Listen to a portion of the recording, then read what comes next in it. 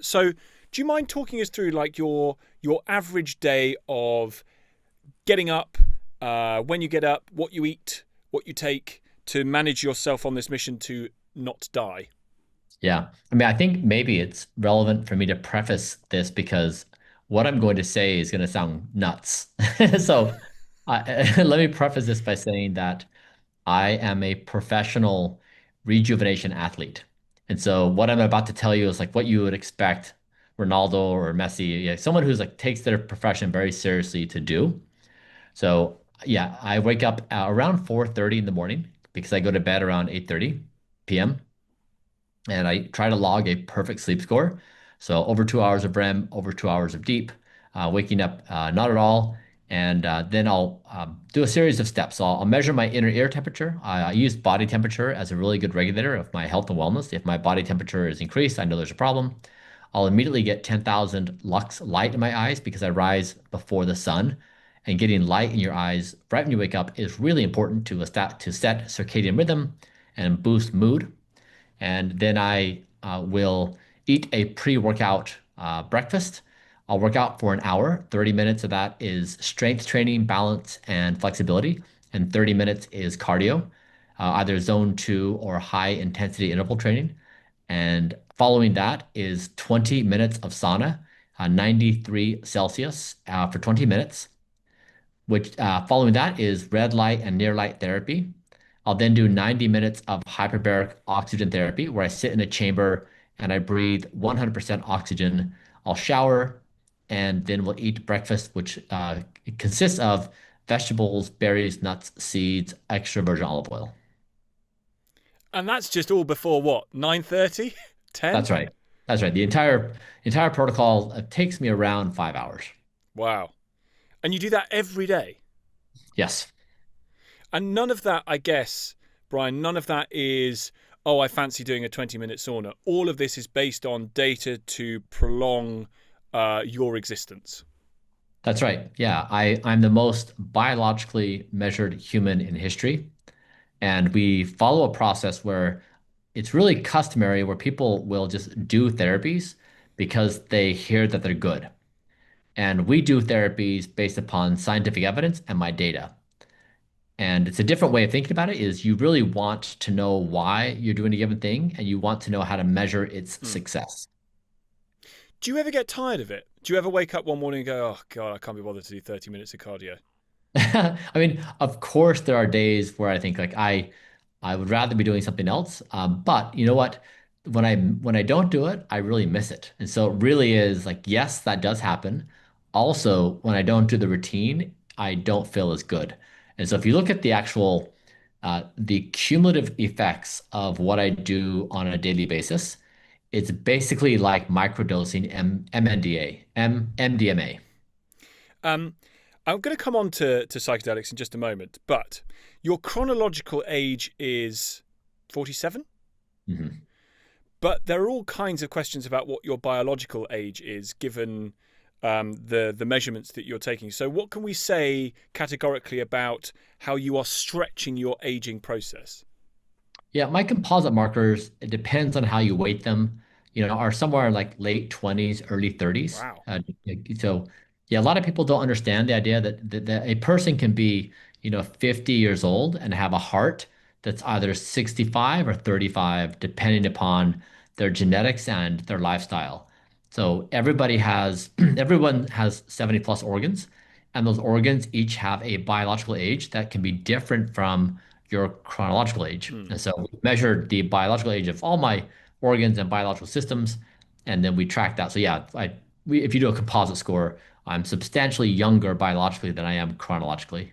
Um, which calls into question the whole notion of age itself, doesn't it? I mean, it kind of upends one's idea of what age is. It does. Um, and there's no cheat days. You've never gone, oh, to hell with it. I'm going down. I'm having 3 pints tonight. You know, cheat days have lost their allure to me.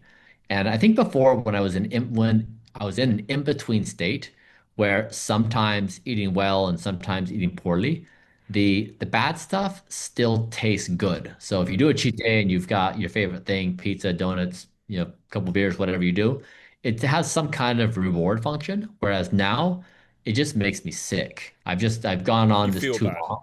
I feel awful. My right? sleep is wrecked. My mood is terrible. I feel gross. So yeah, I just don't want to do it. And is there also something, because you've described in great detail there the what, the how of trying to of sort of rejuvenate yourself biologically. Um, but the why is really, really interesting to me. So, as part of that no cheat days, would that also, as well as feeling bad and physically feeling off, would there be something compromising about the sort of the mission, as it were, that would lead you to not do it? Yeah, I'm open. Like I really am not dogmatic in anything that I do, and I'm open to evidence and data and new life circumstances. So right now, I really think it's important. Like what I'm trying to do is, in from a historical perspective, what I'm hoping is that those that exist in the year 2500 will look back in the history books and they'll say, "Oh, you see there in like early 2020s, a human on planet Earth, the Bryan Johnson began to practice a don't die lifestyle. That there was the first human was like, you know what, we're not going to die. And so I'm truly trying to capture like a moment in time of what is really happening from like a really long perspective. And I'm trying to embody that in my behaviors. Because the notion of don't die, which is the kind of, I guess, the sort of the philosophical movement behind what you're doing, strikes one instantly as incredibly odd. Of course, we're all going to die at some stage. You could walk out the building and be hit by a car, but put that to sort of accidents to one side. We are all biologically going to meet our maker because we'll have extended our life on this earth. Are you saying that it won't be necessarily the case that that will happen? And if so, when? Yeah, exactly. I mean, biology has already solved immortality. I mean, there are certain species of jellyfish which are immortal. Yeah. And so we need to, of course, transfer that to humans. Like that's not a trivial thing to do, but it's not like what we're trying to figure out is how to move faster than the speed of light, which is a hard problem. So I mean, it's very tractable. So yeah, I'm serious. Like there's no, of course, like when you think about things on the time scale of the universe, like, you know, hundreds of billions of years, or even on the Earth, where the Earth has, some finite period of time to exist, our time frames are like decades, but there's really no reason in our conception of time why we need to die. And so with advancements in AI, that's what I'm posing is the craziest idea in the world right now is that we may not die. And so your plan here is to extend your life until the moment of crossover has occurred because the technology is advancing so quickly that you'll be in a position where others will have sadly faded away to take advantage of this technology. Is that right broadly? Yeah, and I would say it's not about me. This is not a individual pursuit. What I'm trying to really accomplish is I'm trying to say, hey, human race, we find ourselves in the most interesting time in the history of the human race where we're giving birth to superintelligence. It's going to transform our society in ways which we cannot comprehend and Mm. faster than we are aware. And in this moment, the most prudent and practical thing for us to do would be to say yes to life, to stop killing ourselves, stop killing each other, don't destroy the planet and align AI with don't die. What I'm saying is this is a collective thing Yes. that none of us get out alive if we don't cooperate. So this is really about a species level change. It's not about me. Do you see a distinction between being alive and living? That there will be some people who say, "My God, getting up at 4 o'clock in the morning, cryo chambers, and blah, blah, blah, blah, blah, and never having a cheat day. That's being alive, but it's not living." Yeah. Yeah, I mean, this is kind of like if we were to travel back in time and be chatting with Homo erectus. They're a million years ago. They've got an axe in their hand, and we're like, "Hey, Homo erectus, tell me about the future of the human race. Like, what are we gonna do?" Homo erectus would use the models they are familiar with. They'd say, "Well, you're going to forage for food, and you're going to like go Mm. to foreign lands and explore. You're going to, go to war." They wouldn't be able to say, "You're going to discover a microscopic world, biology and atoms, and you're going to discover there's an electromagnetic spectrum where waves travel through the air and they include information, or quantum mechanics, or antibiotics, or all the things we have." And I think that when people are expressing those ideas, they're simply just saying, "Hey, Brian, you don't behave according to current social norms. Right. Therefore, I'll find it odd." And what I'm saying to people is that AI is moving so fast, I don't think it's reasonable for any of us to assume that our norms will be relevant in 2 years from now. I think like we may evolve to very different ways of being.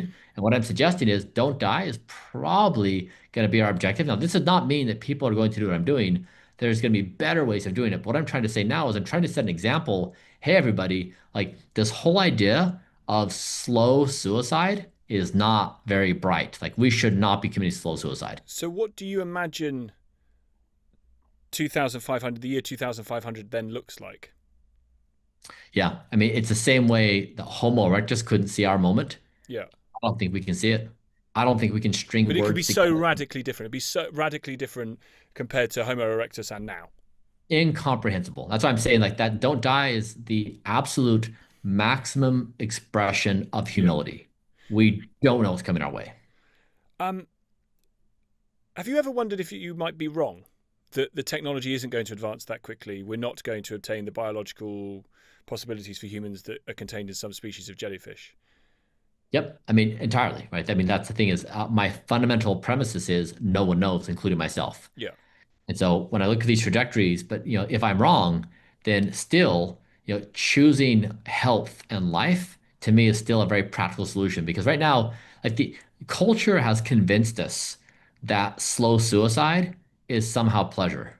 It's not. Like I know when I don't sleep well, Uh, it's miserable. It sucks. Like I know when I'm hungover, it's awful. When I haven't exercised, I feel terrible. Like so, but people then look at me, they're like, "Bro, you're not living." It's like, "Wait, what? Like what's happening here?" yeah. See, I'm still a sucker for 3 pints. I'll get there. I'll get there. But I guess the other part of this that I find really fascinating is um, what life might actually mean. So if it's so radically different, let's go down that route. That life might not necessarily just be biological. There could Yep. be perhaps a form of life that is consciousness, however that is determined and however that exists, whether that is fundamentally biological or not. Um, do you think about that? Do you contemplate that maybe this is an attempt to extend your life through your perhaps just conscious experience or consciousness? Yeah, I mean, I think that right now I've got many friends working on, really advanced technologies. People are trying to figure out how to upload our brains into machines. People are trying to figure out how we grow entire bodies to replace our organs. People are trying to like learn how like really, really wild stuff. And like whether, will those things pan out? I don't know. Will Mm. we be able to expand our consciousness? I don't know. Will we be able to upload our minds to the machines and have immortality? I don't know. So I really don't speculate on those things. All I'm saying is, hey, look, like this is a pretty cool moment, potentially the coolest moment in this part of the galaxy. Let's not blow it. Let's not commit suicide, individually or collectively. Let's just say yes and see what happens. Like I'm Mm. just a very practical person. Um, the reason I ask is because am I right in saying that you have a tattoo that says 5-MeO? Is that right?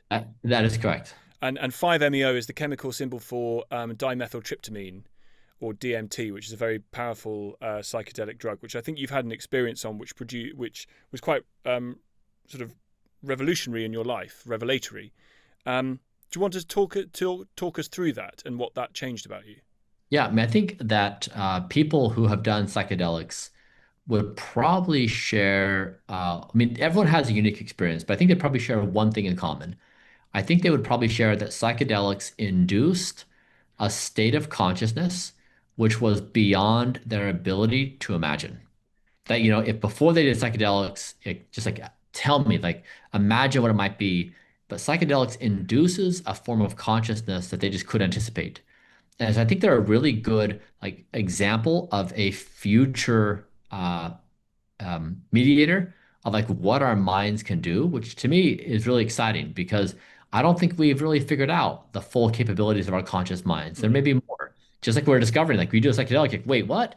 That reality really existed? So I think it's like the excitement here on pursuit of meaning is I think we want to become explorers of consciousness. Would you want to live in the consciousness that you experienced though on DMT? You said that you had sort of 10 dimensions. That it felt to you like the universe, every electrical signal was remembered throughout time. Is that something that you'd actually want to live in permanently? It was the most expansive state I've ever been in my life. Exciting? I mean, with I don't have words to explain how exciting. Yeah, yeah. But you think that was a glimpse into, um, that was a window into our capability that we have Yeah, yet to realize. exactly right. And you think you can get there in part by extending your biological existence for as long as literally humanly possible. Exactly right. And once you pair that with the ability for AI to develop new technology, I think that we will have the tools to explore consciousness that could dramatically broaden our perspectives of reality, ourselves, each other. How likely, just finally then, how likely do you think it is that someone born today is going to live to be 150, 160, maybe older? Yeah, I mean, absent some catastrophe on planet Earth, I'd say very high. Wow. Do you want to get there? Unquestionably. I mean, this is the thing is I know we think about things on long time scales. Like people oftentimes will tell me like, Brian, I'm going to drink and smoke and do my activities now because you know what? I'll trade this for 10 years of my life when I'm, 80 or 70 or 60. And then you know what? They turn 60, 70, or 80 and they say, God, you know what? I don't really want to die. Like I want to be around, even if they hurt, even if they're aged. Nobody wants to die right now. And so we discount the future so dramatically. We're like, yeah, I don't care what happens to me at that age. You do. So it's really like a cognitive dissonance we have that we just don't want to die ever at any point.